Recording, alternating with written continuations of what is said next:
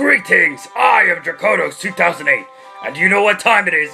It is time to review the most epic movie I've ever seen, The Man of Steel. Faster than a speeding bullet, more powerful than a locomotive, able to leap tall buildings in a single bound. You know who I'm talking about, the son from Krypton, the one and only Superman! Now, without further ado, let's get on with the show. Well, review. And as always, I must let you know that this will have some spoilers, so if you don't want any spoilers, please stop watching this video. Alright, let's begin. So, the movie begins with its awesome opening credits, created by DC. And we see Superman getting born through childbirth. Okay, that's pretty cool. We also see a lot more of Krypton. So that was actually pretty good. We see like a whole hour of Krypton. The planet is so beautiful, so rich with life. And you could tell this is not planet Earth. It was definitely a completely different planet. So Jor-El decides to explain to the people that Krypton is about to blow up, and the scientists don't believe him. General Zod decides to, what was it now? Oh yeah, he decided to betray everybody and try to kill Jor-El, but it's too late. He already sent his son to planet Earth. And then, for treason, General Zod has been banished to the Shadow Realm. And we see some hilarious scenes. He's all in cuffs and he's like, "This isn't over. I will find him. I will find him!" I mean, that was so funny. But, anyway, serious moment. We see the baby crash land on Earth. And then we cut, like, years later, where Kal-El, a.k.a. Clark Kent, is all grown up. He has a full facial beard, and he's working on a boat.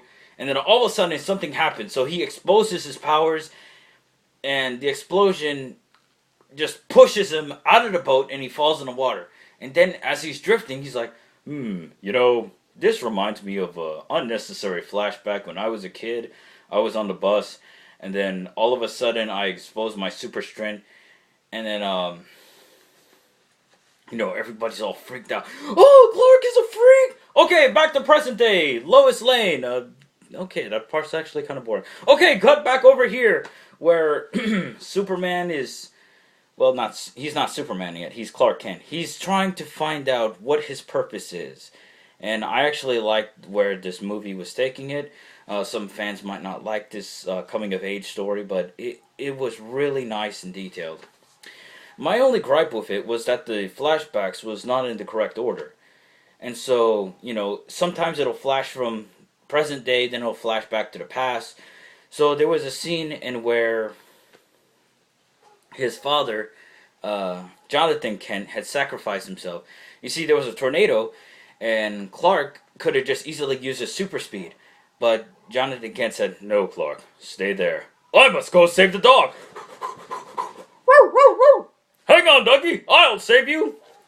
Oh, "Dad, the tornado's coming." "Don't worry, Clark. I'll be okay." "Oh, tornado!"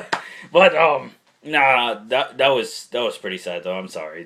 That was totally wrong. So what this his father would rather die and protect a secret than have Clark Kent exposing his powers and everything, and people banishing him and having all the military try to kill him. So, we also have a scene in where a young Clark Kent is in school and he learns his heat visions and his super hearing. And this is the first time he experienced it. And then the mom is like, "Please, Clark, remember who you are. Just concentrate, focus on my voice." And so he did, of course. And then we cut right back to the future, where he meets his space dad for the first time. Of course, it's explained. It's explained a lot better than I'm explaining it. Trust me. It's really confusing. I mean, with the flashbacks left and right, and then back to present day. But that's besides the point. We want to see frickin' Superman. So he gets the suit. He flies off into the night like the Man of Steel. But of course, he falls, and then he's like, he remember what his father told him to focus on what's really important. Then he flies like Superman does.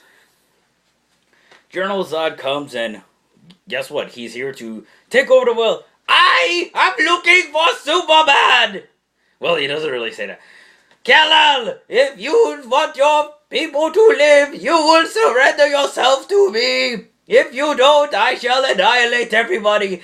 That I have this huge magnetic wave that will destroy the earth, even if you don't. I'll also give you 23 hours. So, of course, he dresses up as Superman, and the first thing that happens, he gets arrested. Because he wants to earn the people's trust. So, we get that scene, we get the interrogation, then, whoa, all the planet's blowing up. So it's up to Superman to save him. And I gotta say, it was good. I like the action scenes, even though half of Metropolis died. Superman pretty much did all the work. He was tearing through buildings, everything a Superman should do. But I think the hugest thing that got on everybody's nerves was the fact that Superman, spoilers, huge spoilers here. Okay, the situation was General Zod used his heat vision to melt this family in a bank. And Superman was left with this decision.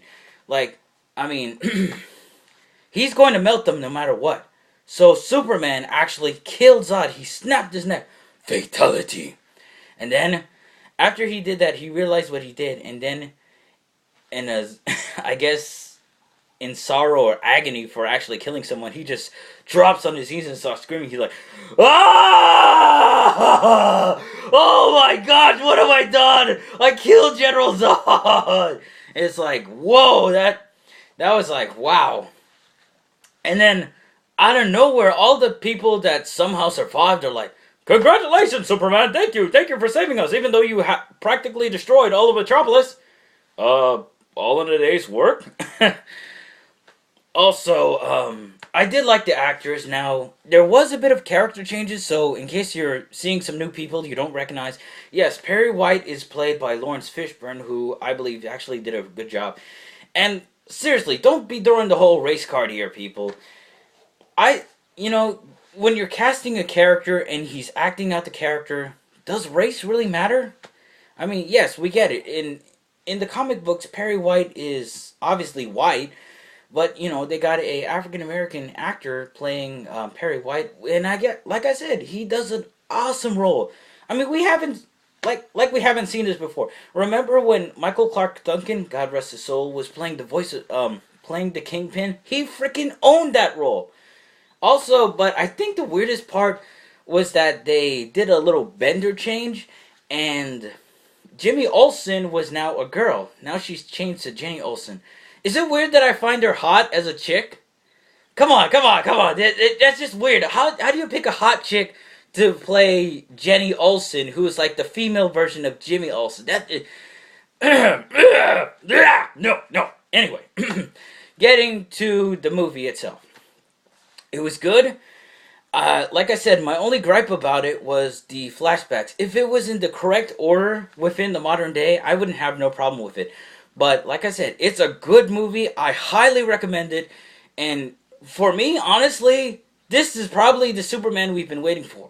But at the same time, they shouldn't have went with that route of having Superman actually kill someone. I mean, we don't have to Dark Knightify every single DC hero that comes out.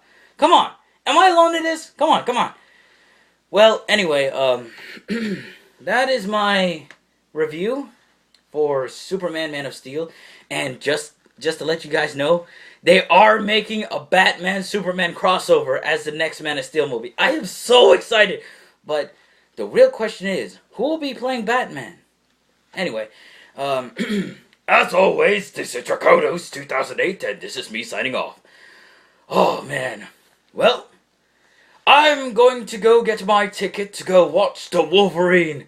Let's see Logan's really smash into some enemies. Anyway, see you next time.